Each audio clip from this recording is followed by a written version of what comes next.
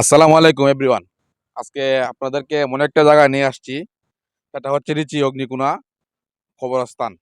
এই কবরস্থানের মাঝে আমাদের অগ্নিকুণার অনেক বিশিষ্ট বিশিষ্ট মুরব্বিয়ান, মা বোনেরা, বন্ধু-বান্ধব, মা বাবা, দাদা দাদি, চাচা ফুফু সবাই এই কবরস্থানে শুয়ে আছে।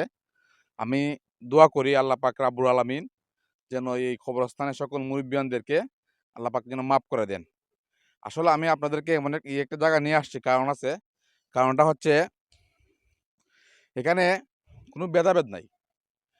টাকাওয়ালা মানুষ, অনেক গরিব মানুষ, শ্রমমজুরি মানুষ, অনেক অনেক অহংকারী মানুষ আজকে এই জায়গায় শুয়ে আছেন। কিন্তু দেখেন, অনেকেই অনেক সম্পত্তি অনেকভাবেই তারা জোগাড় করে, হালাল হারাম চিন্তা করে না। কিন্তু আমরা পরিশেষে এমন একটা জায়গায় আসে থাকতে হবে। পরিশেষে একটাই কামনা করি, আল্লাহ পাক রাব্বুল আলামিন যেন এই সমস্ত কবরস্থানের মানুষগুলোকে মাফ করে জান্নাতুল ফেরদাউস দান করেন। আসসালামু আলাইকুম।